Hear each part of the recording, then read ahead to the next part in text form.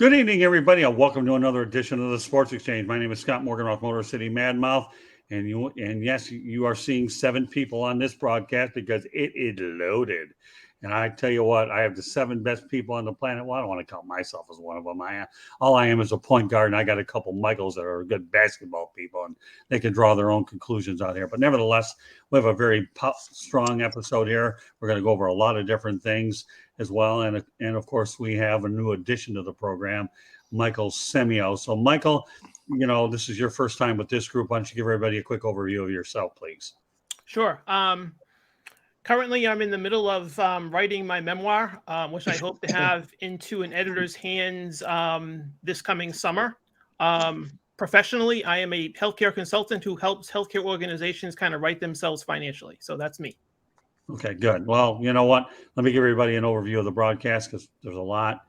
We're going to talk about Tom Brady, the big headline story of the day. We're going to talk a little bit about the Arizona Cardinals and Brian Flores. I really like this particular story because it just intrigues me a little bit. Then we're going to go over to basketball, Sanantoniospurs and Greggpopovich. And then we're going to talk about JB Ellis's favorite topic, load management. JB Ellis was not shy when we were texting each other, and he had a lot to say about it. And JB Ellis, I'm expecting you to make sure you definitely speak your word on this one as well. And, of course, we have our parting shots. And I'll fill you guys in, everybody, with some interesting facts to move it along. So with that said, let's go to Tom Brady. Retirement. A year ago, he retired. And to me, it's just amazing how here's a guy who's won 14 conference championships, 7 Super Bowls. And what I want to do with this situation is to me, when I think of Tom Brady in the New England sports realm, I think of Brady versus Larry Bird, okay? Because this is a very interesting comparison. I say that because they were not great athletes, but they were super competitive. They were students of the game, and they outthink their opponents. Now, when I think about the fact that Brady is a former Michigan Wolverine, mind you, 199th in the draft when New England picked him up, it's an intriguing story. We all know that Brady has a $375 million deal waiting in the wings with Fox. And, of course, Greg Olson's done a heck of a job in his first year. Now, before I turn it over to everybody, I want to go over a couple of interesting points that make this even more interesting than it was when I originally wrote it up. Here's a couple of interesting footnotes. We're talking about retirement. You ready for this? And I'm not a big music guy, but it took a heck of a music reference for me to bring this one up. I'm telling you. Okay, but before I get to music, I'm going to announce here, if you haven't heard already, that Dr. Phil's talk show will be ending after 21 years on the day that Tom Brady, by the way, retired. Not that you probably care anyway, JB, or maybe you don't. Okay, but then another one is Ozzyosbourne cancels his 2023 shows and says his touring days are over due to declining physical health at the age of 74. So, they always say these things happen in 3. So I never thought I would see the day that I would lump Tom Brady into Ozzy Osbourne and Dr. Phil. Now, everybody knows in the real world that the odd couple is Tony Randall and Jack Klugman. But this is 3 interesting birds here on this particular one. And yes, I made a Larry Bird reference. So I'm drinking the Kool-Aid from Pundit Spundit that got me wired into this show, right, Mr. Christner? Okay? Yeah. So with that said, I want to address this in a couple of parts, okay? And I'm going to go around. And, Candy, this time I'm going to start off with you, okay? I'm going to go right to left. What are your thoughts about Tom Brady and Larry Bird?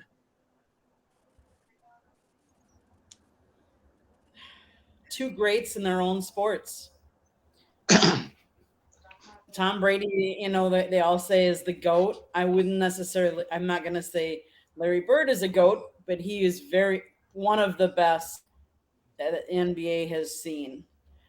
I don't know that I don't think we'll ever see another Tom Brady. I don't think we'll see someone play as long as he has. Congratulations to him. Good for him on his career, his storied career. He followed his dream and he made his dream a reality. Good for him. And congratulations on retiring. Yeah, and yet the amazing part about it is retired February 1st, 2022, the first time, and now February 1st, 2022, the second time. I want to, before I turn over to you though, MS, I'm going to call you MS, okay? Because I know a lot of people like to go ahead and use initials if differentiate some people, except in the case of con man, because I already got that figured out already. But here's the deal. A year ago, almost a year ago, I had retired Tampa sportscaster Tom Korn on the Sports Exchange and told him that I thought that Tom Brady would return, and he did 40 days later. This time it is for good. Now, Korn and I joked about this, and he said that I was right in a candid way. I told you it was one of my I told you so moments, and I still plan on buying Korn dinner when I return to Tampa. It's okay. So now that to me, and again, I was talking to Tom about it because I just didn't feel like Brady was ready. I don't know whether I felt like he was being pressured by Giselle to do it right away, but then he got the itch to continue to play. Now, with that said, I'm going to add another sidelight to this thing.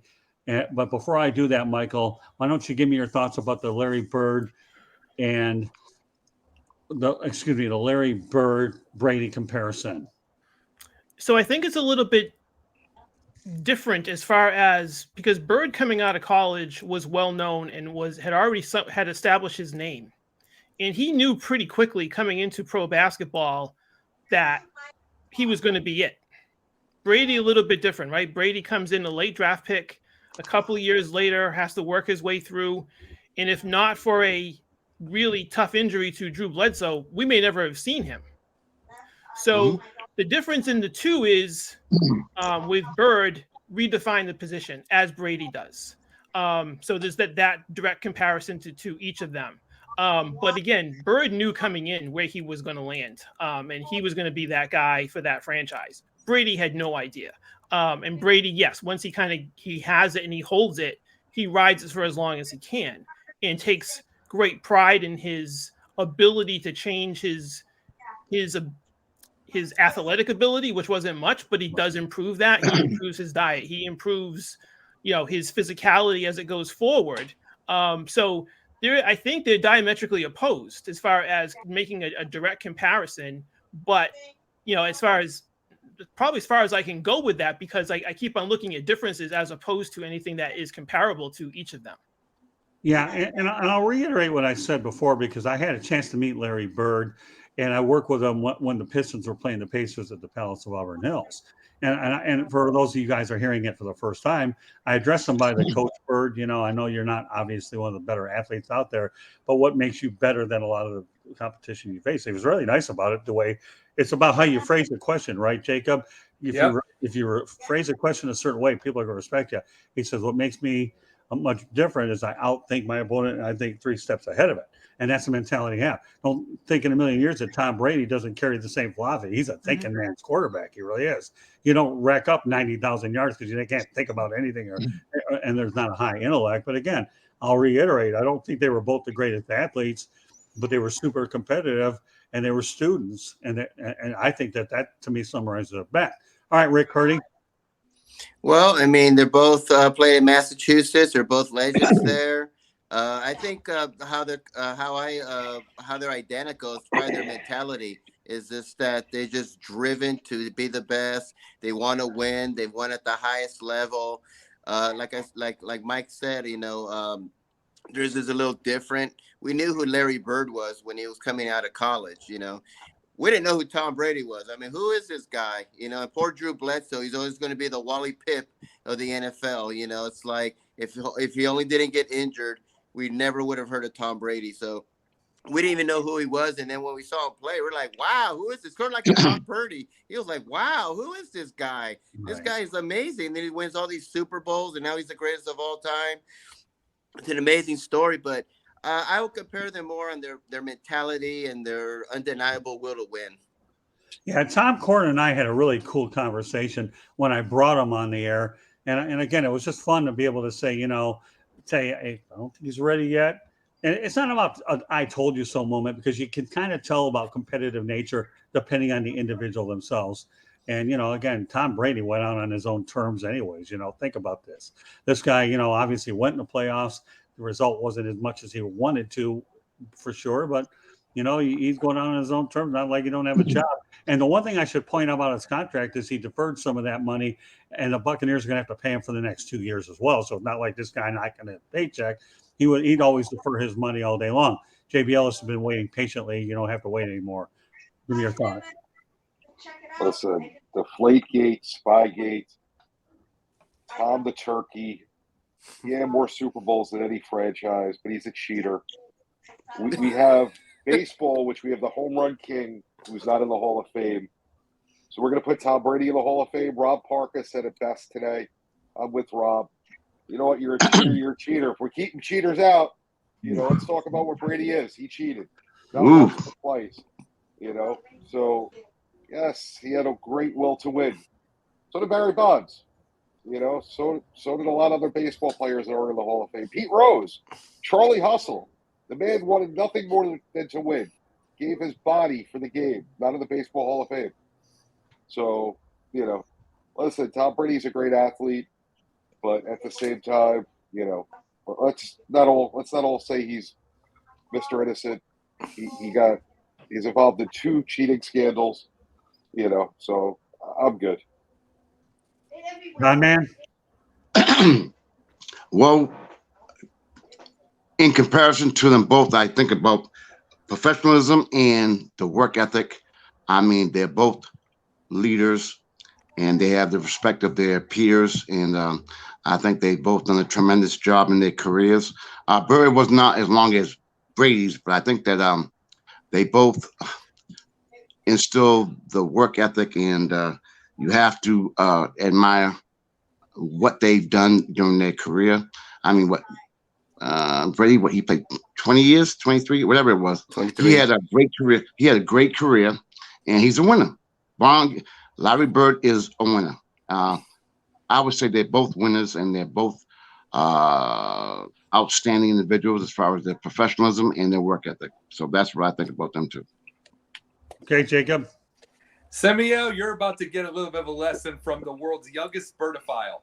I was the bird. I was the bird guy all through my youth, all the way, and I got it from the start. But I'm gonna bring you a little different, like I do in every show. I'm gonna go a little different. The biggest difference between Brady and Bird, it's the fact that for one thing, Tom Brady was more New York than he was Boston. He basically had his own little loft, his own little don't do that. What? Don't insult me. Don't insult me being a New Yorker. No, I'm talking about that's what he wanted his tent. I'm talking about where he wanted to live. He is not a Bostonian type person. That's just what I'm saying. Larry Bird, he went back to Indiana, but just his look. Larry Bird's look just said steel worker and construction man in Boston. That is what his look looked like. And he played like it. Mind you, they're both smart people. Bird looked like he could fight. That is Bostonians. That's the Southies in Boston. That's those guys. I mean, Tom Brady, all-time great quarterback. I'm just going to say it. All-time great quarterback. But he's a pretty boy. He's never going to be in the adoption of the Bostonian world. Not like Larry. Larry left forever to go back to Indiana, lives in Naples, Florida now, but he left forever to be in Indiana, and they still claim him in Boston. And that is the biggest difference between the two. It's the fact even though they both have the same brain for their game, they're 3 steps ahead of you at all times. But the thing that made Larry compared to Tom Brady is the fact, mind you, Tom Brady was able to play 16 games so many times. 17 now. He was able to do that. So he was very durable compared to Bird. But you didn't see him grind the way Bird did. And it probably saved his career, saved his body. But Bird is forever in the edges of Boston because of that. Okay, you know what? I want to go to the chat room real quickly. Candy, why don't you go ahead and put Chris Pirtle's comments up and read them. This was probably geared toward JB anyway. And I'll let JB respond to this. Go ahead, Can. There you go, JB. I don't know if you can read it, but Candy will for you. Go ahead. Your response to it. Yes. We don't know if they cheated. We can't answer that. It hasn't been proven that they haven't. they've gotten caught twice. We can say that there was bad coaching in both those games. Marshawn Lynch was in the backfield for Seattle, who should have gotten the ball, and that would have been the game. And 28-3, if you run the ball, get a couple of more first downs, the Patriots don't win that game. So, that's 0 for 2 on that one. And he was involved in 2 cheating scandals. We if you don't want to blame him for Spygate, Deflategate was all Brady. So, and all I'm saying is, if we're gonna give Brady credit, let's give Bonds credit, let's give Pete Rose credit. Let's put these guys at the top of their game. Tell me who hustled more than Pete Rose. And I'm not even a Pete Rose fan, but how much baseball have we watched? Rick, come on, Pete Rose, who hustled more than him? You're the baseball guy here. Yeah, he was a hustler, but he also one of the rules in baseball, you can't bet. If you're going to put him in, you need to put Shoeless Joe Jackson in. Right, but the same thing with Brady. Brady, deflated footballs. I just hope he's really retired for sure. Everyone is really certain that he's retired. I don't want to be hearing that he signed with the Raiders next week, all right? So, Tom, please stay retired and get back with your family. Go call your ex-wife and apologize. Him, Celine Dion, it could be like the great new Vegas pack. Yeah, I mean, I wouldn't be surprised if I heard that he comes back next year. I'm sorry. When I heard he retired, everybody's like, "Oh, it's so sad," but I'm kind of like, he did this before. I'm not saying he's going to come back, but I wouldn't be surprised if he signs with the Raiders next week or so. Well, JB, I'll clear up my thing with the saying New York. I'm sorry. Tom Brady is nothing. There's nothing Boston about Tom Brady. He's Manhattan. He's a Manhattan loft in the middle of things that's worth 21 million. Yeah. In Soho, worth 21 million. Yeah, that's what he is. A penthouse worth 21 million. That's what Tom Brady is. Larry Bird was Boston. That's the Larry Bird. Larry Bird's a legend. That's why I didn't bring him up into my conversation with Brady. Larry Bird wasn't a cheater. I'm just saying that we need to 3 times, 4 times, 4. We need to recognize all of Tom Brady, and it's all good. He is the greatest quarterback that's ever played the game. I'm not saying he's not, but at the same time, he's also a cheater. Barry Bonds is the home run king, also used performance-enhancing drugs. You gotta accept your labels. Yeah, you are what you are. Okay, you know what? I'm going to go to another point that 3 people didn't have a crack at it last week, and that's this. Okay, we talked about it on the Sports Exchange on Wednesday. Rick, JB, and Mike.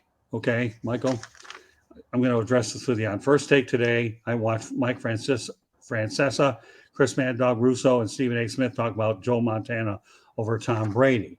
And this, to me, is a very interesting conversation, and we addressed it before. I personally think I would rather, in fact, I know I would rather have Joe Montana over Tom Brady all day long. I think Joe Montana is a better quarterback. I really, truly do. And the way I look at it, he's 4 for 4 in Super Bowls. I'm not discounting what Brady did, but Joe Montana didn't have the benefit or the luxury, of some of the things that Tom Brady has benefited by. So 4 for 4, we all know how well Joe Montana did in Super Bowls. This guy was flawless. All right, you know what, JB?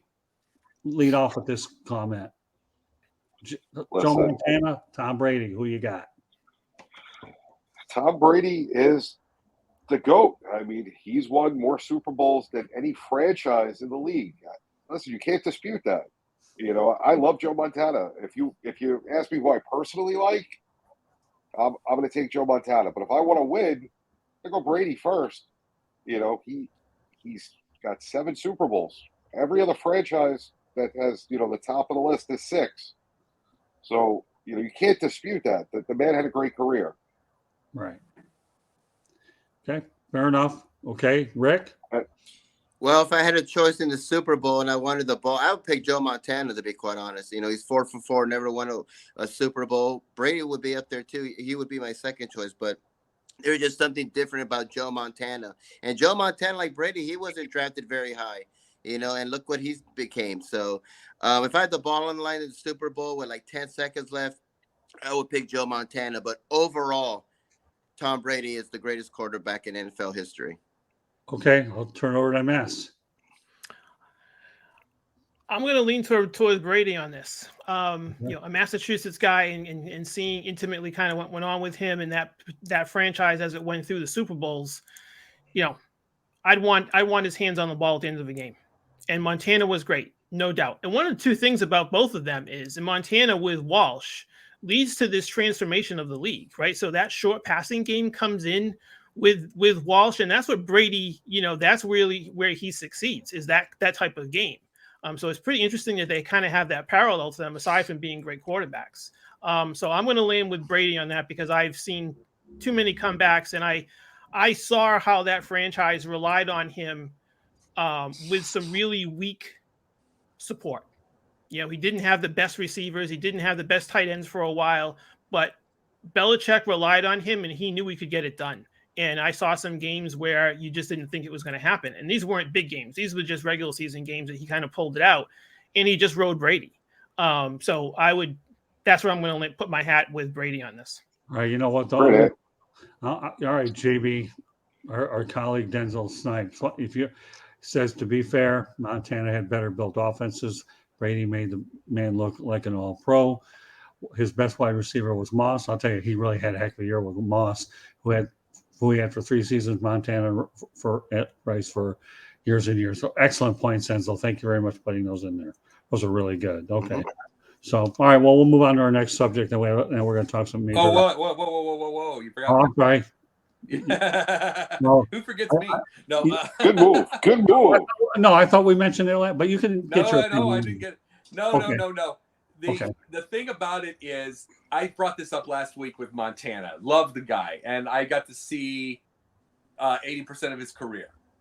The thing about Montana is, in comparison to Brady never had a defense or a team that necessarily gave him any real trouble. Any real deal. Montana, I am saying this right now, the 85 Bears 46 defense murdered him like it murdered everybody else. And then the next year the Giants defense murdered him. Then he had trouble with Minnesota losing at home to that part because that defense went to the thing. There was moments where Montana had to get himself back into the mold again. He had issues with certain levels of defense. Brady never did. He ripped them all apart. Now, do I love Joe Montana? Oh yeah, an all-time great. He was great with the Chiefs too.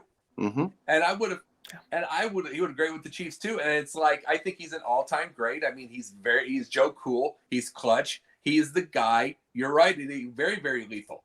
And it's like, and he was the guy that said, hey, look, John Candy, while he's 96 yards downfield or 90 yards downfield, go for the winner. So he's just cool. He was confident. He was all that. But the biggest thing is, it got to give it to Brady because there was never a real defense or a team that ever gave him any real issues. If you beat him once, he beat you 6 more times. And I think Michael really said it best too. I mean, what Brady's best offense, he had a lot of no-name offenses. Yeah. Welker and all that. He running backs that, wouldn't play on 20 of 30 teams in the league. Receivers that I don't know how he was finding them. So, and his defense wasn't always the best. It was just good coaching, and Brady was really good at what he did. Okay. Well, the one thing I wanted, this was the thing, is one thing about Brady that I've always respected. When there was the free agency thing going on, I would say, this is during the time, there were people that wanted Cam Newton on the Bears side, and I was the one saying I wanted Tom Brady right after he had thrown the interception. And the reason it was because the normal Nimrod fan, the emotional nitwit, would go, the normal one of those, they just look at all of Cam Newton's 2015 highlights and say, see, he'll do that for us. But then they'll just look back at the last interception by Brady.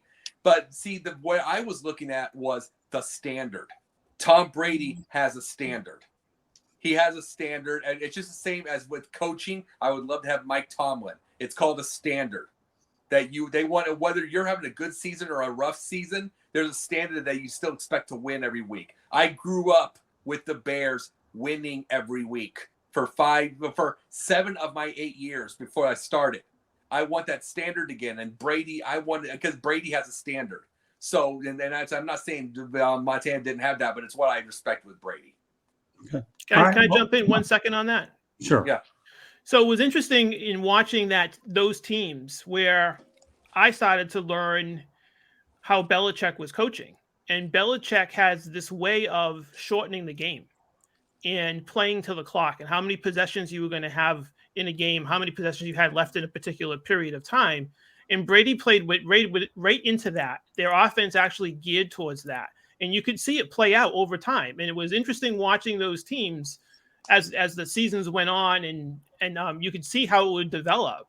And you could kind of, as a fan, as someone who was interested, you could kind of really see it happen right in front of you, and you kind of waited for every game where it would start to occur. Obviously, it's in the second half when things are getting pretty dicey as far as the score. But watching him shorten the game and playing possession to possession was really cool to watch. And seeing he had that advocate in Brady where he got it, he understood it, and he knew how to execute it cleanly. And that took a lot of time for him to learn that. And he was a great student for that. And so that team relied on that and waited for those things to happen. So when you hear about the culture of the Patriots and buying into that or not, that's really what it was trusting who you had and trusting that philosophy, which again, as a fan and someone who was interested, it was really cool to watch. Okay. All right. Well, I love all the opinions. I think they're fantastic. All right, we're going over one more football subject, and I believe we lost Conman. I don't know what happened to him. So it is what it is. We march on, and hopefully he wasn't hated Brady. Yeah, maybe we Load lost, management. but Load management. Comment. Yeah, go ahead. Scott, I know the one thing I will say about Joe Montana and Tom Brady, Joe Montana took, I think, so much more of a beating on the field. Yeah. And he was tackled, he found, he had to, body just couldn't handle it. Tom Brady has managed to not be as injured, not get as tackled, whether he's the quick release out or anything like that. So I think that makes a big difference. I think that the game has become, we protect more of the players now, and rightfully we have to for some reasons, for like head injuries and all of that. But I think Joe Montana took more of a beating and still played compared to Tom Brady. Well, sure, it was a much more physical, demanding NFL. Everybody knows that he didn't have all the gimmicks and all the hand checking and all that. He played on that AstroTurf. It was all cement on the bottom. Oh, that too. Well, don't worry. I've seen a lot of it at Pontiac Silverdome. Don't I know? So good points, Candy. All right, one more football thing I want to get to. The Arizona Cardinals recently interviewed Brian Flores for the head coaching position. I guess one simple question here, and we'll just make a yes or no with a comment or two. Will he get a second chance to lead a club? All right, I'll go ahead. We'll start with you, JB. That's a great question. I don't foresee it at the current time with everything that went down with the lawsuit. But, stranger things have happened. Maybe it's, behind the scenes a way to get rid of the lawsuit if he gets hired. Who knows? Who knows what happens behind the scenes? Daniel Snyder still owns the Commanders/Redskins, so who knows? Okay, well, no, that's a good point. Okay, Jacob. I have a belief that the Bears will be the first team with a black owner. And that is when, and the black owners, that's when you're going to see the black coach. That's when you're going to see Flores back. And it's like, I'm just saying, if you have that shot, if I'm wrong and they don't do it from that moment, then there is. But I think that's what we're at this moment right now, what's going on with Flores and now Wilkes, which I believe Wilkes is going to be another reclamation project by Tomlin.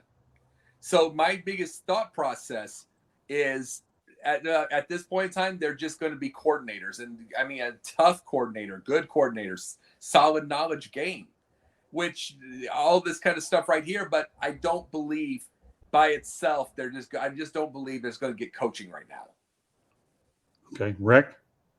And that's a good question. I don't think he will. I could see him more like maybe XFL, USFL, remember, like college, HBCU, something like that. But like JB said, if they want to get rid of this lawsuit, I could see them bringing him there because we know what the NFL does. They're so political. But personally, yes. I know he's been interviewed and all that stuff. They might just be interviewing him so they can comply with the Rooney Rule. I have no idea. But do I see him there? I don't see him coaching. Maybe sometime, maybe 5-10 years. Like Jacob said, they do get an African American owner, but in the near future, I don't see it. Okay, Michael. Yeah, I think he's a bit toxic at this point, and I don't think any NFL franchise is willing to commit to him for their future. Especially on top of what we talked about yesterday, as far as those franchises coming in and getting young coaches and really trying to take a chance on some things. I don't think they're willing to take a chance on him yet. I still think coordinator roles, sure, and there may be a window 5 years down the road for him, and maybe that's just kind of the realistic time. But I don't see it at this point. Fair enough. Candy, last. Well, it's my opinion, but go ahead after Candy. I don't think so. I think with his lawsuit, I think it's just too fresh right now, and I think things have to settle down before he'll get a job. Yeah, ditto. That magnitude. Yeah, I agree with you. The lawsuit, unfortunately, does him in for a while. So, and it may not help the cause of Steve Wilkes either to get another head coaching job that he's doing it as well. So, but obviously the point in question is Brian Flores. All right, 2 more things I want to get to, and then we'll have our parting shots. First of all, I've been waiting on JB Ellis and Rick Curdy, and of course now Michael Simeo gets a crack at this one.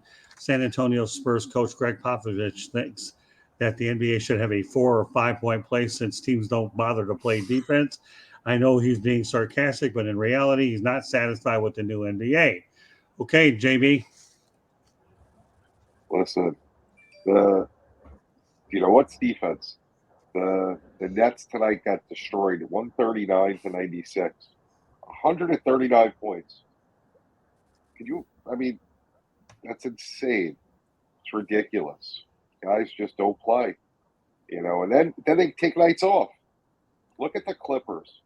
Mm-hmm. When do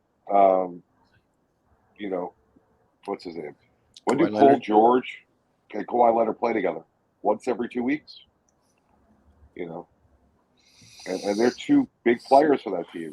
The NBA has a lot of problems, and it comes down to guys that want to play basketball rather than just, score points.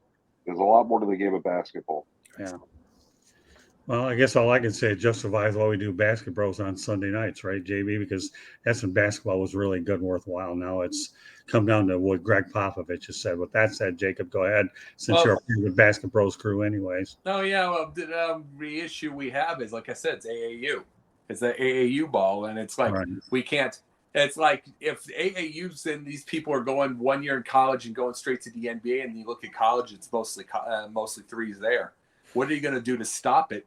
And then you have Joel Embiid saying, oh, my God, this isn't old basketball anymore when they talk about him doing post-up moves. And it's like that's just saying they don't want to do 2-point shots when you don't want to do post-up moves. Right. And it's like they want to do threes. And it's like, see, the issue that I have with something like that is that the league average is what, 36, 38%? As far as the 3-point shot, which is not any bigger than the 80s and the 90s. And they just shoot them more. So why wouldn't you try to go? Yeah, I'm not saying that you don't go for the amount of threes that you do, but you might want to add some of those post moves to be able to get that. But as far as the 4 and 5 pointer, and I wouldn't say 5 pointer, I'm just going to say 4 because they're not going to go right off the bat. Where we're going to see something like that? We're going to see it in the we are going to see, and we probably see it first now in that 3-on-3 thing, and then we're probably going to see it in the preseason somewhere first. They're going to try things out. It's going to be a little different. AAU will probably do 4-pointers. They'll probably get anything before you see it in the NBA, because you got to remember the ABA was the one that started the 3-point shot. Yeah, and as we mentioned, Chris Ford once upon a time took it. So yeah, one. All right, Rick Curdy. Oh, the NBA is a joke. I mean, Popovich, a Hall of Fame coach, for him to say stuff like this it's sad.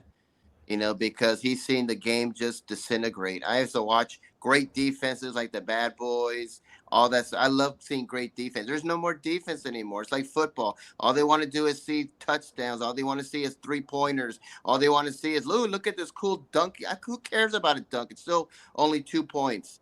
And Adam Silver is just, he's LeBron's running the league, all right? This is LeBron, with his nights off. And I'm tired.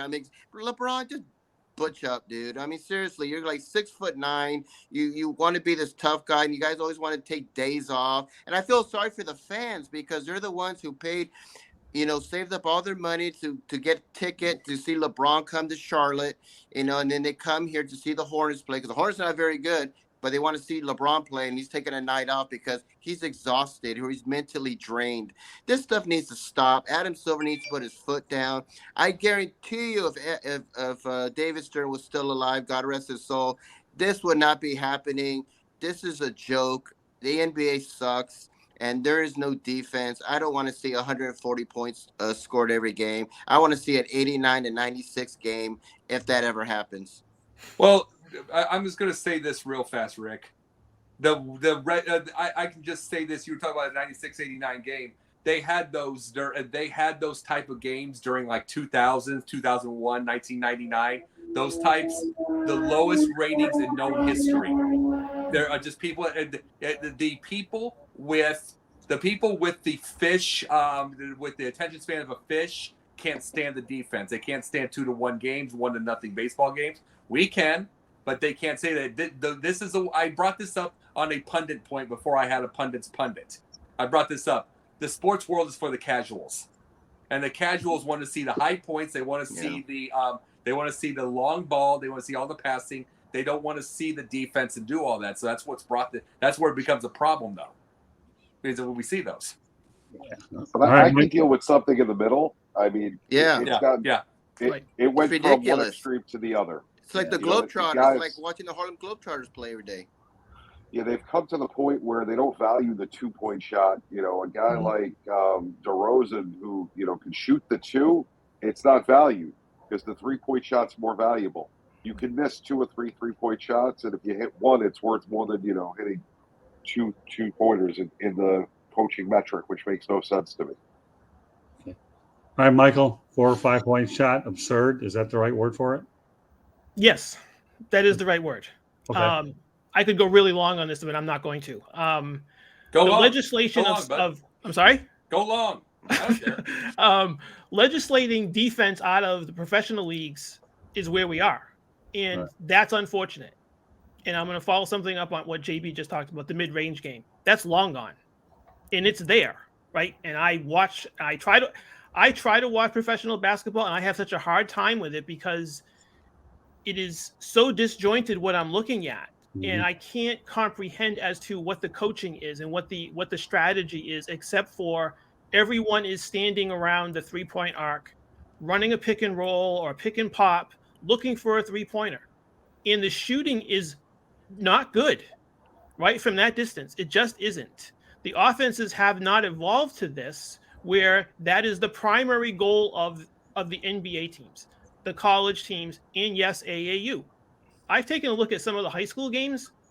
They look exactly the same way as professional games, as how their strategy is, which is ridiculous.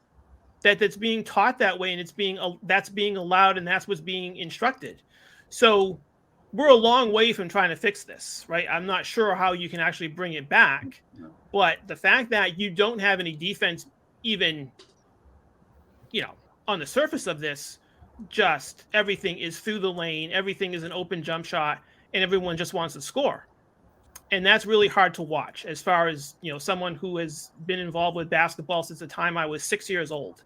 And that's really difficult to watch. And we talked about Bird earlier and watching those teams. And I come from watching the Havlicek teams in the Garden and watching and how those teams played and how the league evolved from that. And that's kind of where my foundation is with this sport. So it's really difficult to watch every single night and trying to be engaged with it. And I'm a Celtic fan. I have a hard time watching it. So yeah, it's an absurd observation to go, and that's really disappointing. And may I bring one thing up? I wanted to bring something up real fast, Michael. to bring to what you were talking about. Do you want to know what's also missing from this whole 3 points this whole 3-point swim league, whatever the thing they're going for? The thing that's missing is I have brought this up over and over again. I mean, people can make fun of it, but I bring up Ben Simmons all the time. Ben Simmons can't shoot. We know this whole part.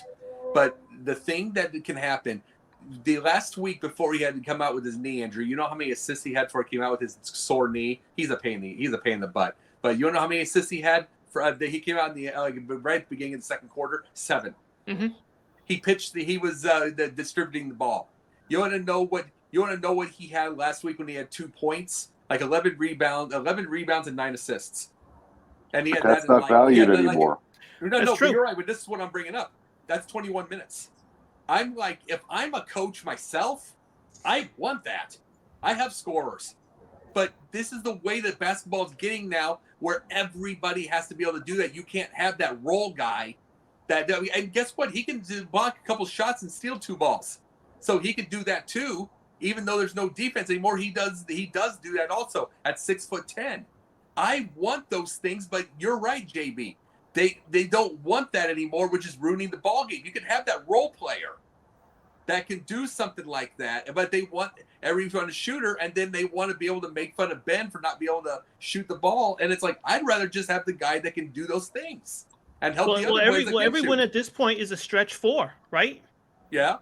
That's what the league is. And so that's what they've gravitated towards, and that's what it looks like in AAU, and that's what it looks like in college, where you can't facilitate even getting a good look at the basket. Everybody wants to take the ball to the basket. Everybody wants the hero play, which again makes the entire experience really disconcerting. And if you're a new fan coming in, you don't know any better, right? You don't know the history to this. You're just watching what's in front of you at this point. But for those of us who have history, it's really hard to watch. Mm-hmm. And you're trying to see value into a stretch 4 and what he can do. And it's very limited in what they can do, because you would have thought, I can cover every position. You can't. And you don't want to, because it's not being pushed. And Jacob, to your point, there's the plus minus with Simmons has been great all season. Yeah. And that's, again, following JB's point, it's not being valued, right? You can't find, except for some older guys, who are the real true point guards now? There's a handful, right? The true point guard is Ben Simmons. Well, right, but if you're looking at a point guard, a true point guard right now, the oldest is Chris Paul. Yeah. Right, so there may be a handful of those guys that are actually designated as a point guard, but everybody else is sort of this hybrid in the middle talent, middle size. We want you to do everything, and they're not capable. And that's why I think you have these scores which just look outlandish at this point. Okay, good points all the way around. Candy? So, Jacob, I think you hit one of the nails on the head when you said that as fans, it's the casual fan that's bringing in the money for these big teams, because the true fans of the sport are going to be there pretty much no matter what. Although the NBA is now starting to drive even some of those away, all right. we have such short attention spans. We're trying to shorten the game for baseball. We're trying to adapt new rules for this and that. So the true fan of the game, that the diehards, they're going to start losing interest, because you're changing the game so much to make it relevant to the youth, the younger generation that have they want to see short snippets. They like the TikTok little videos. They don't like long videos. They don't have long attention spans. They want short, quick things. I think when you talk about defense on the basketball court, I can tell you, as a fan of Wisconsin has always been one of these teams, the college teams, that has the lowest scores because they do play defense. Ryan. Pass the ball around and stuff like that. They're not shooting. I don't think you need a 4 or 5 point shot. Move the 3-point line out further so the 2-point is more valuable, and then maybe they would drive more and there would be more defense. Oh, and you brought up Wisconsin. Even though Bo Ryan was older, you have to wonder if he was really retired or if they just didn't like his style. And it's like that 51. I mean, and I'm talking about television, because there was less and less of his games until they got to the NCAA tournament. Yep. There was less and less of those, and guess what? Bob Knight was in the same boat. You saw so many 52-49 games toward that end, and everything. It's like you have to wonder if it was television or did they just, because Bob Knight left right in the middle of a 13-12 season, right smack dab in the middle of it, and it's like, and he won his final game and left. And it's like, you have to wonder, was that television? Was that the things that talking to the universities? You have to wonder those things because there was less and less and less and less on television, less of those games. Yep. Because short attention span. Interesting points. I only have 2 comments on this whole thing. Number one, I don't think Greg Popovich will be coaching in about 2-3 years anyways. Okay. I think he's getting fed up with the game as it is. I just don't think that he wants to leave the Spurs in shambles, and he wants to do what he can to try to get it turned around.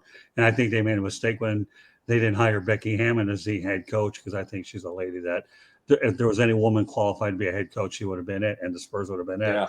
And the 4 or 5 point play to me, you know what, to me, that's a joke. If the NBA comes down to a 4 to 5 point play to try to save interest in a sport that's going downhill anyways, they're in really, really big trouble. So, but I'm glad Popovich brought it up to make it, because he's one of the more credible voices in the National Basketball Association, because not only has he won, he's won in a small market, and he's done it really well with a lot of great players. And I think I ran across him a few years back when I was covering the Toronto Raptors over in San Antonio. And he's brash, but you know one thing about the guy? Great, brilliant basketball mind. So while we're on the basketball theme, I'm going to go to one more basketball topic, then we're going to go to parting shots. Because we're on a roll with these two. That's why I waited for JB and Rick to come on, and I'm glad, Michael, you're on to address them with us as well. Jay Williams mentioned on First Take the players are going 3.5 miles a game, track meet, creating calf and hamstring injuries. The reality is load management is killing the game, and any thought of a 72-game season in my mind is absurd. Good luck to the players, okay, if they get locked out due to the drama, the load management, etc. Okay, I'm going to tell you right now that the players think and even Steve Kerr says, well, we need a 72-game season. Really? All right, Steve, once upon a time you played 82 games, okay, but it's okay. We'll play 72. But when the players get hit in the pocket that they're not getting paid for 10 games, then we'll see who's whining here, and we'll find out who the next Latrell Sprewell is that you can't feed your stinking family. Because that's the way it really comes down to anyways, okay? And yeah, who knows? Maybe Dom Lewis, maybe they'll go down to 60, although they did do that during a shortened campaign. So, but the reality is they're going to get hit in the pocket. Jay Williams, you know what? Guys like you, okay, who get injured in motorcycle accidents playing for the Sacramento Kings that found a life at ESPN, okay, that's all well and good. But the reality is this. The new NBA stinks. They're looking for every single Tom, Dick, and Harry gimmick on the planet to make it interesting. You needed a play-in tournament from 7 to 11 just to go ahead and get somebody in there. And the play, all this nonsense and gimmicky. But the reality is load management is killing the game. And, JB, I know that you had some things you wanted to talk about load management. The floor is yours, JB. Listen, it's absurd. They play 82 games a year. How many games are played at the AAU level? How many games a week are these kids playing? It's a whole too many games is ridiculous. Do you want to give back 10% of your salary? Guys that are making $40 and $45 million, which is absurd to begin with, to see what the NBA players are getting paid. But whatever, it's a free market. That's what it is. It is good for them. But, you're going to give back that money and say, we don't need it. And then you have fans buying tickets to come see, certain players going, first of all, anyone that travels 4,000 miles to see a game, I give them credit. And you go to see a player and they don't play, it's heartbreaking. If it's not for an injury, there's really no excuse. These guys should be playing every game. You play to win the game. You don't play, the regular season is important. You play to get the number 1 seed. If you're not that good, you play to make the playoffs. But you want to give up games? Then why are we playing the game? Let's just cancel it, forfeit. Right. You know what? Why spend everyone's time and effort? But it's just ridiculous. These guys taking days off. I'm going to tell my boss, listen, I worked 4 days this week. I had enough. Listen, Scott, I did 3 shows this week. I got to take this one off. Okay. Yeah. I mean, come on. It's a joke. Well, JP, let me point out something that occurred last night, okay? I believe, or 2 nights ago. LeBron James took a night off against the Brooklyn Nets. By the way, let's not forget that a lot of people paid money to see James over at the Barclays Center, is that what they call it, out in Brooklyn? But it's okay to play at Madison Square Garden. Well, great. What do you want to do? Issue those fans a refund because LeBron James couldn't play? Again, he's probably not as bad as a lot of them, but the reality is these people pay good money to see these big players. You want to take nights off? Take them at home, but you shouldn't anyways. I've always believed if you can play 82, you do. That's why I will always favor Michael Jordan over LeBron all day long. Different discussion. But think about it from a customer standpoint. Mm-hmm. You go out there, invest your money to go to those games, and LeBron James or a star player, okay, is not there. And Greg Popovich is partly to blame for this because he started load management a few years ago, but that's a joke. It is. And when I saw that took place, that LeBron didn't play, I was sick to my stomach. Go ahead, JB. But it's easy to fix. Extend the season. Make, add an extra day between games. Why does the season have to start, at a certain point and end at a certain point? Just make it last a little longer. Give guys that extra time in between games. JP, all you have to do, buddy, is just eliminate back-to-back games. That's all. That's all you have to do.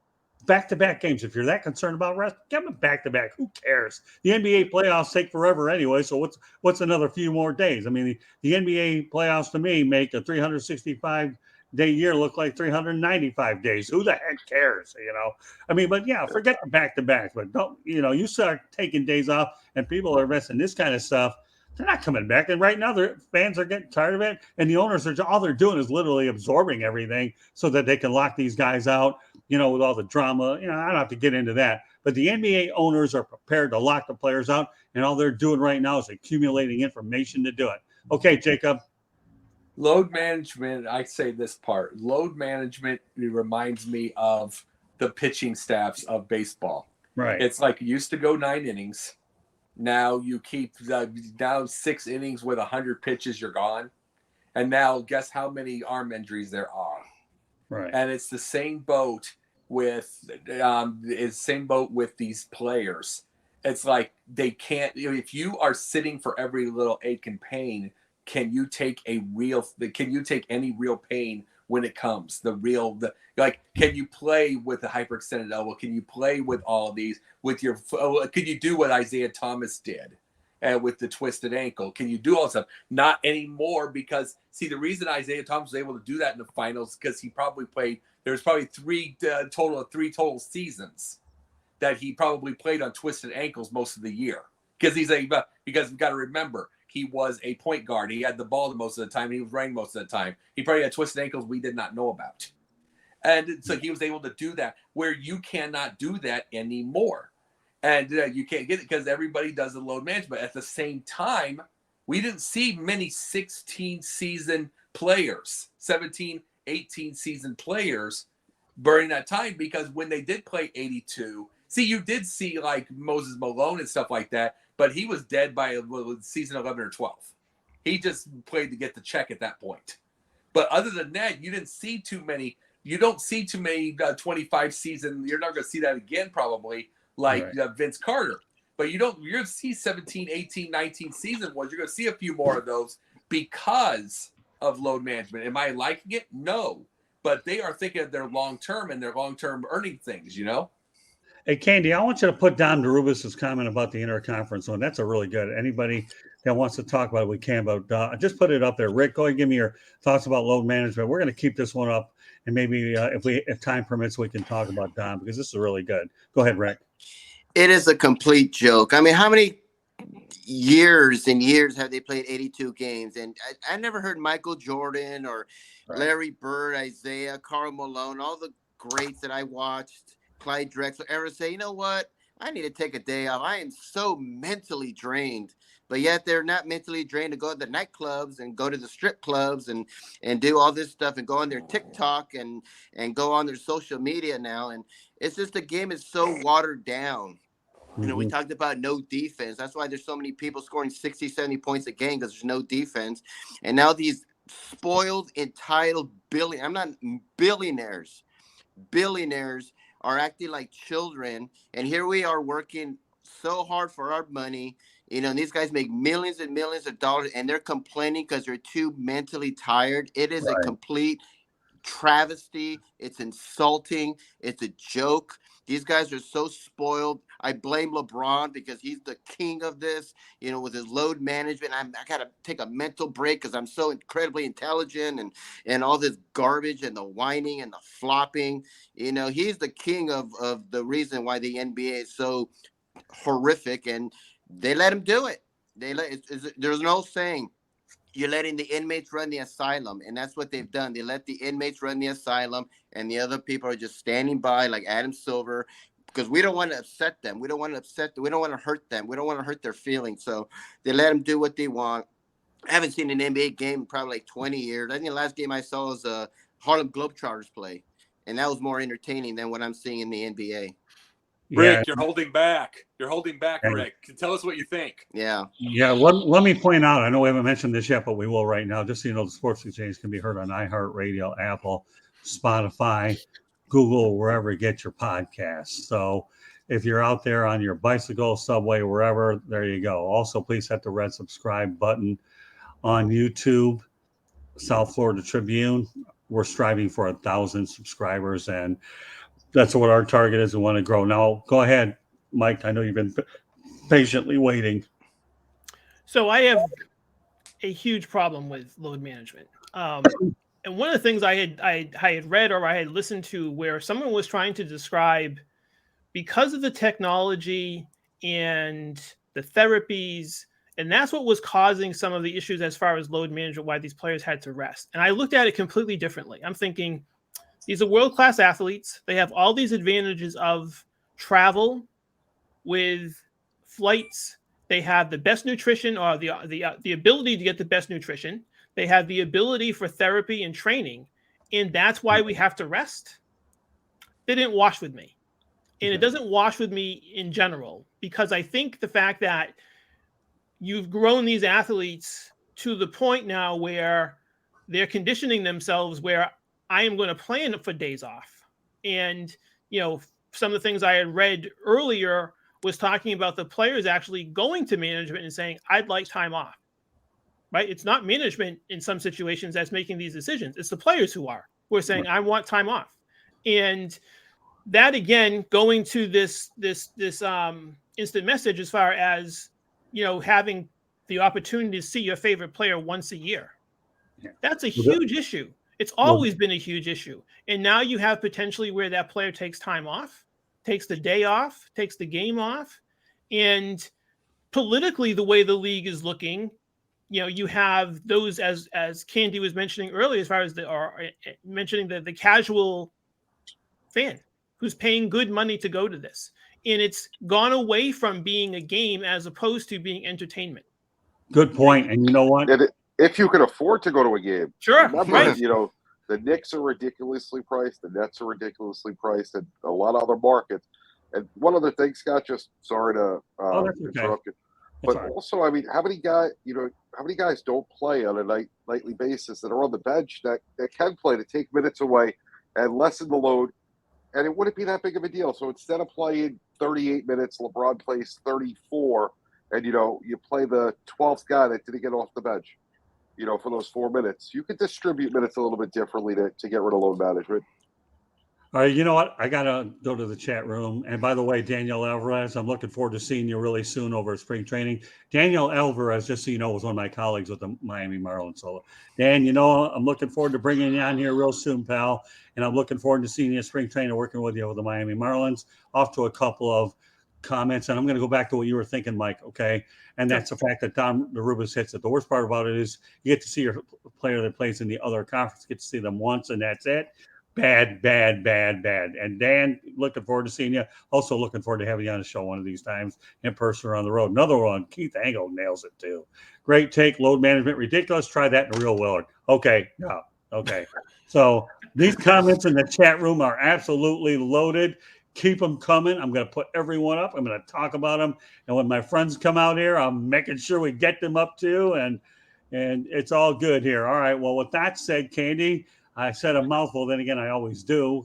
Give me your thoughts on load management. You tell we're having fun, and as Christopher knows, him and I are doing 2 in a row, right? Uh-huh. All right, go ahead, Candy. So we talk about the lack of defense, but yet the defense in the years ago, you were pounding each other. You might need a night off with all the defense you had, rest your body. Now these, I'm sorry, patty cake, oh, I touched you, and now I need time off. What? Like, I can't go into my boss tomorrow and say, you know what? A customer yelled at me yesterday, so I need time off, You might get it though, Candy. Yeah. This day and age. You got PTSD now. Don't you know that? It doesn't work that way, unfortunately, but it's just crazy. Like, as a casual fan, like we've said, you go to see your team, you want to see a great example, the other night, Nokic stayed out of the game against Giannis, the 2 MVPs from the previous year.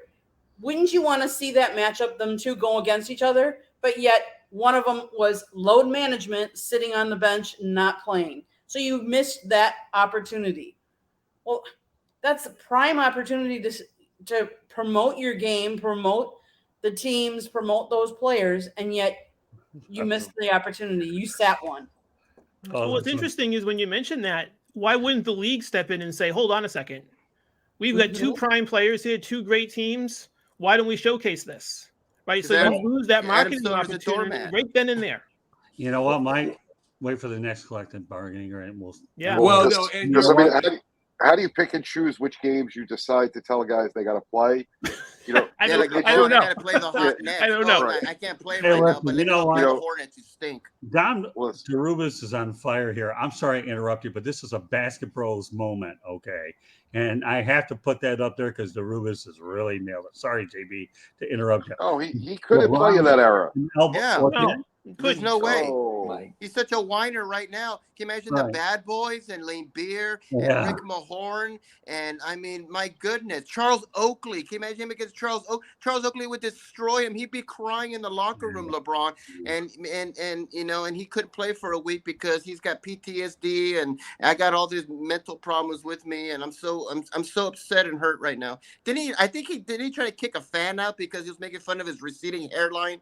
Something like that. I mean, wasn't the kicking game out over? fans. We're kicking Wasn't out the game fans. over? Wasn't the game over when that happened? But I mean, it was ridiculous. Yeah, You we're know what they kicking out should do? fans now. I got the answer for this, for the whole load management. Sure. If a guy sits out, if it's on the player has to give up his salary for the game, and you raffle it off to the fans that are in attendance. So everyone's happy that who cares? Let people sit out. And if it's on the team, they have to match what the player's salary is for the game, and raffle it off to the fans. So you know what? You didn't get a chance to see LeBron play, but 7 people left with whatever amount of money that would have been. You know what? I guarantee you, if they start having to give away that kind of money, they'll all be playing. Hey, you know what, JB? If you're not any good at your day job, Adam Silver can get out. We'll be more than happy to put you there. And by the way, you're in the same area. But I want to go back to Dom for a moment. LeBron would catch an elbow from Rick Mahorn or Bill Laimbeer and retire on the spot. Oh, I know. I work with those 2 guys anyways. And you know what? Introducing Daniel Alvarez, my colleague with the Miami Marlins. There he goes. You talk about a fouling and a guy that does what he's got to do. Is that Ben Shapiro? Huh? Is that Ben Shapiro? I don't know. Daniel Alvarez. You'll hear more about him down the road. I had to. So if you're broadcasting, I want to bring something here. I want to bring something here though to say this. I brought this up before. You've heard me. Yeah. You've heard me. This is a league that is built by agents and lawyers. That is all of sports now, basically. They are doing all this load management and telling their players to get load management because they don't want injuries taking their chances at getting their money. And especially when there's certain leagues that don't have, like an NFL, that do not have a guaranteed money. and there's guaranteed money in certain things. They're trying to get their money, so they're telling them to take that break. Don't get yourself hurt. They want to extend that one more 10%, 15% commission for that thing. They are running the league, not the players or even Adam Silver. Well, like I said, JB, if your day job in broadcasting doesn't work out, the NBA may have a job over as commissioner. I'm telling you, think about that guy in the in section 222 in the corner in the last row. He wins the raffle for like a seventh of LeBron's paycheck for the night. He would leave. He would be loving load management, and nobody would complain about it because people would leave with some money. Right. Yeah. The government would get tax money. Everyone would be happy. Except the NBA players are making $30 million a year. Hey, JB, let me just point out a couple things to you, my friend. Okay, Disneyland is located in Orange County, California, Anaheim, and if you don't want to go to the West Coast, okay, then you're welcome to come to Orlando, where Disney World is there. And then when you understand the NBA, we'll put it in a Disney scenario. You have Goofy, Mickey Mouse, and names. And who are the other ones? Anybody know I know Goofy and Mickey Mouse. Everybody know Minnie Mouse. Is she there too? Or Minnie Mouse, Donald. Yeah, so Snow White. So if we really want to turn this into a satirical topic, as if we haven't already, the last game I actually saw was Dwayne Wade's last act with the Pistons out of Miami. So if I'm going to go out and see a game, at least with Dwayne Wade, who was arguably a first-class Hall of Famer, that's what you got. It's safe to say none of us really care about load management. But you know what? I got news for you. I'll say it one last time, okay? Come collective bargaining agreement time. These NBA players are going to get the biggest humbling thing in the world. The owners are just taking this little piece of paper, chalking up notes. Of course, nowadays they probably type it in a computer, not the old 8.5 11 by 11 kind of stuff. But no, I knew this topic was pretty good. So sorry, Con Man, you couldn't be part of this conversation. Maybe we'll address it up down the line with you, but I'm glad that everybody on this crew had an opportunity to do that as well. With that said, okay, now is our time to go out with our parting shots. With that said, JB, go ahead and lead off.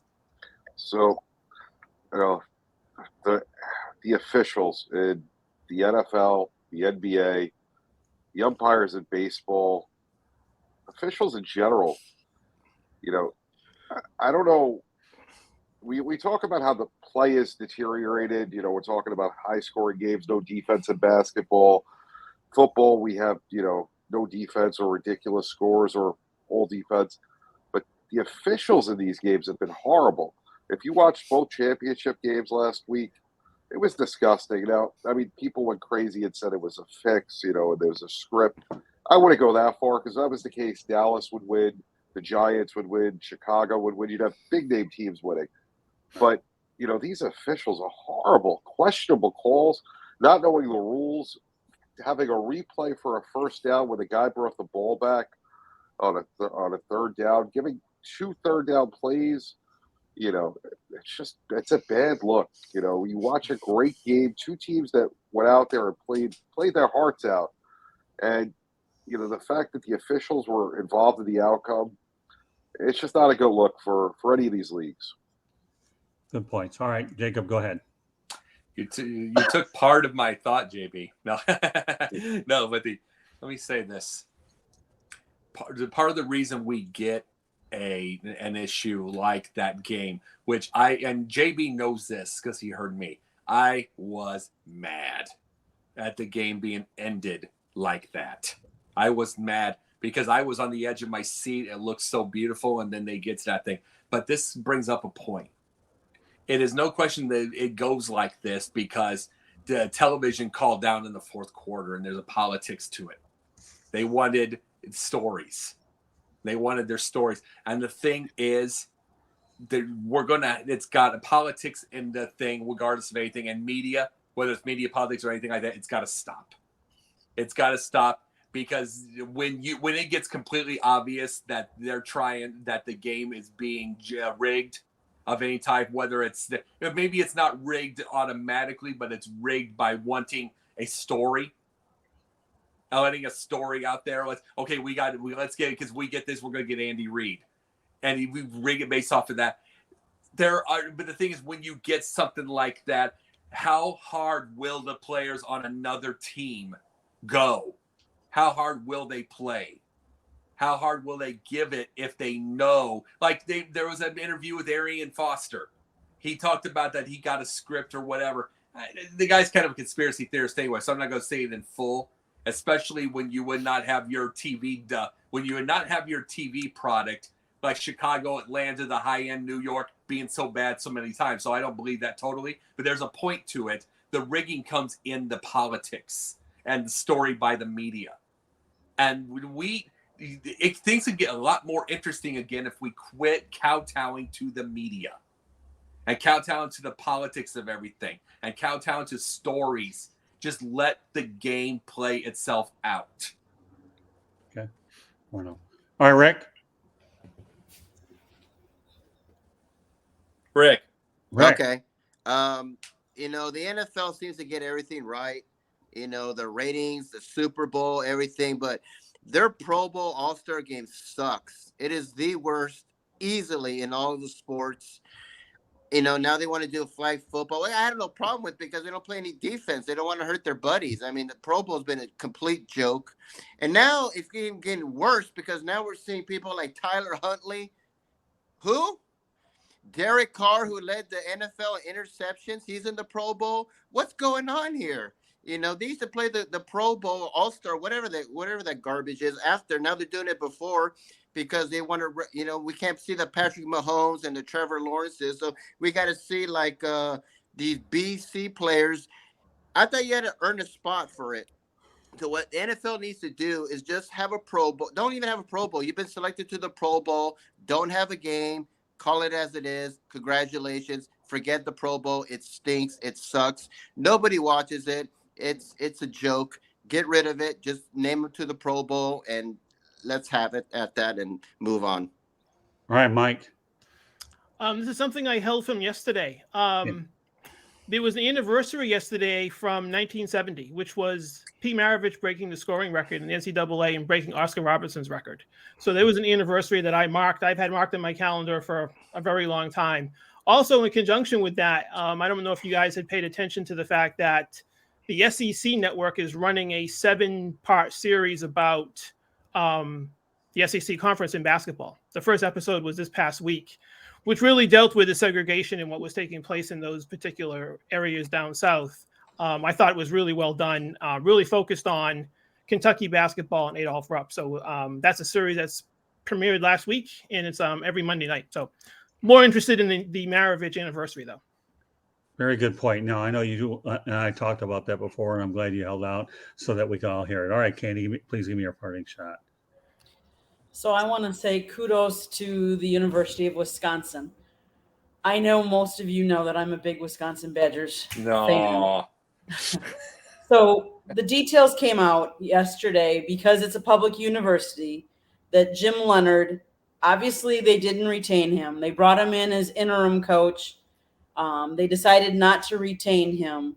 But kudos to the university. They're paying him $1 million to sit out the next year. He can choose whether he wants to pursue another job within the next year. If he takes a job, then obviously he foregoes that $1 million. But it allows him, in the interest of his family, to do what he feels is right within the next year. And I kudos for that, because it's not pressuring him saying he has to go find another job or we're not going to pay you or we're going to stop.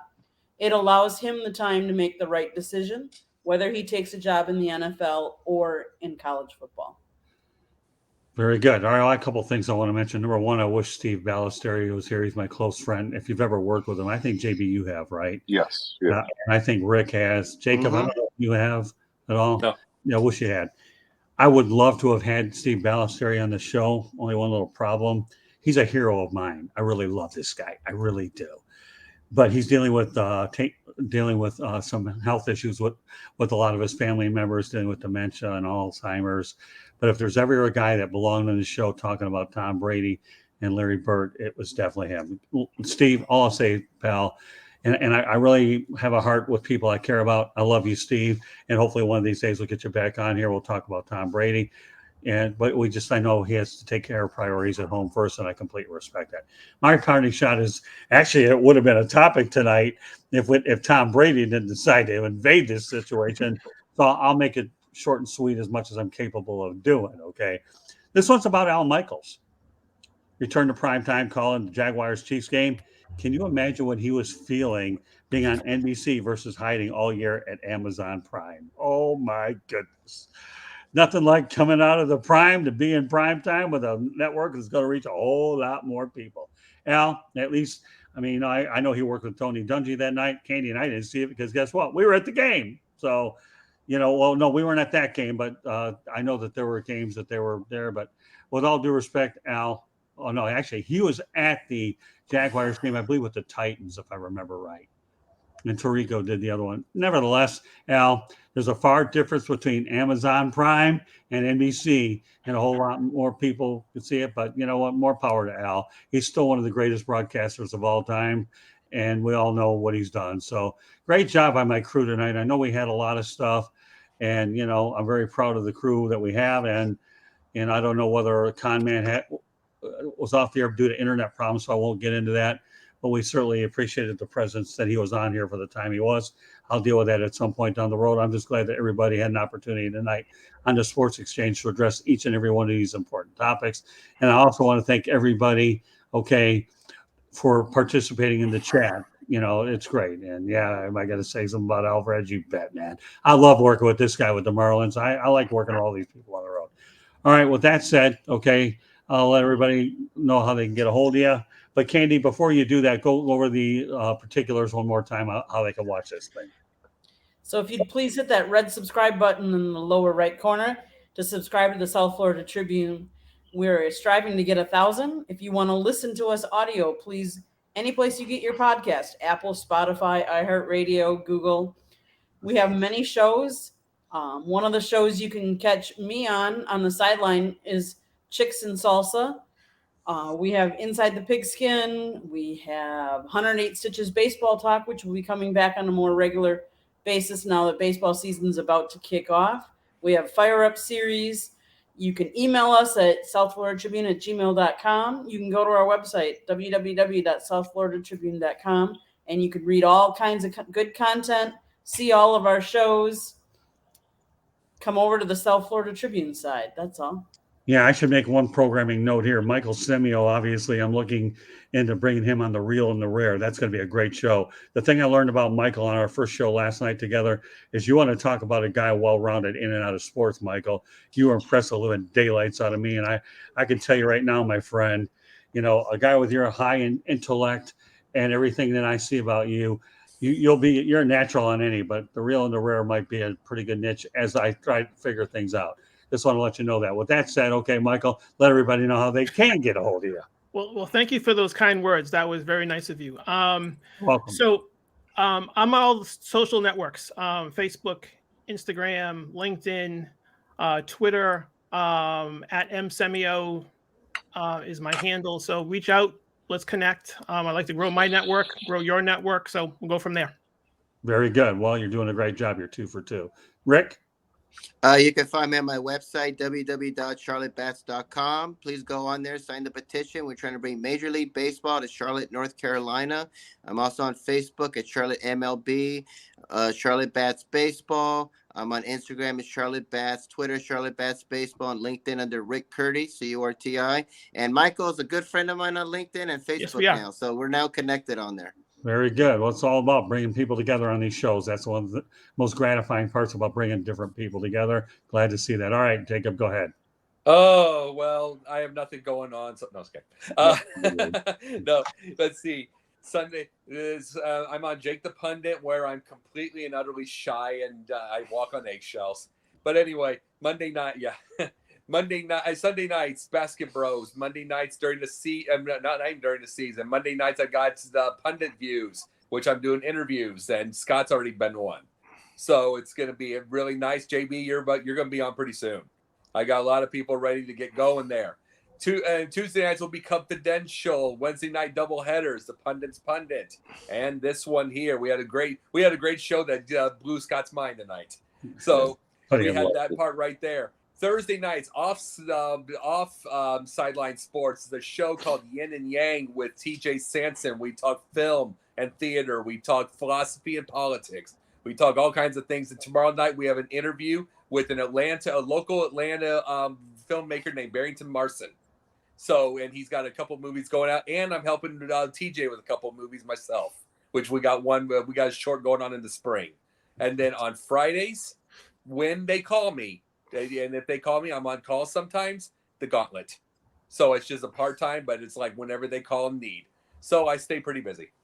Yeah, and I enjoy contributing from time to time over on Basket Bros as well on Sundays. Good show. Yeah. Of course, we do the doubleheader together on Wednesday nights between Pundit and Sports Exchange. All right, JB, I know you're off to the Super Bowl, so we're going to see you for at least a couple of weeks, my friend. And I should point out before Ellis goes ahead, we're going to be working on a show together very soon called The Celebrity and the Journalist. Okay, so I'm really looking forward to launching that in the next several weeks once our schedules settle down a little. All right, JB, go ahead. JB_ the program on the way out to Super Bowl 57 in a couple of days. Also, baseball. Rick's a huge baseball guy. Sideline Sports is teamed up with the IBWAA. We do handle their social media right now. Definitely follow them. You'll see that they're a lot more active on social media at the moment. If you're a podcaster, writer, anything involving anything with social media, writing, or anything, and you want to join, feel free to join. You can catch me on Sideline Sports Tuesday at 8:30. Here Wednesday, the J&J Sports Express radio roll all next week. Lots of parties, different events. You're going to see a ton of top-notch former players, current players. Make sure you're paying attention. We're probably going to do a sports exchange from there as well. Sounds like a plan. I'm looking for anything you got out Super Bowl.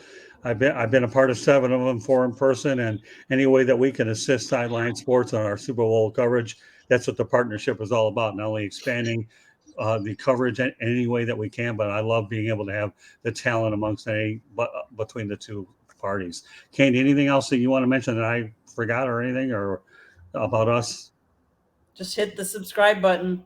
We're striving. You never know what number you're going to be. We want to hit that 1,000. Very good. Well, you know what? Awesome show tonight.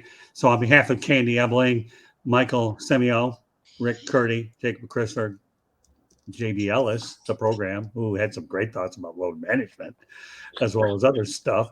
My name is Scott Morgan, Roth Motor City Man. Well, thank you for joining us on this edition of the Sports Exchange. Next week, the Sports Exchange will have 2 episodes. It'll have the Wednesday night one, and then George Eichhorn and I will be doing a separate episode on Thursday as well, a little bit earlier. So, you know, he's not on Wednesday shows after 9 o'clock anymore. I want to make sure we take care of him so that his sleep issues don't get out of control. So, but, you know, we've been doing the Sports Exchange forever. I'm glad we have 2 different versions. You get 2 different perspectives. So once again, on behalf of my incredible crew, I want to thank you very much for joining us on this edition of the Sports Exchange. And my final word to you, Mr. Ellis, is you better come back with a lot of stories from the Super Bowl, because I will grill you worse than you'll ever get grilled on a cotton picking stove that's going 200 miles an hour, my friend. And by the way, one last thing, I survived the Rolex 24 and I made it the whole time. How about that? 30 hours and 40 hours in a row, and I'm wearing the cap. There you go. All right, so good evening, everybody, and thank you very much for joining us, and we'll catch you next Wednesday night. Bye-bye now. Good night. Good night. Later.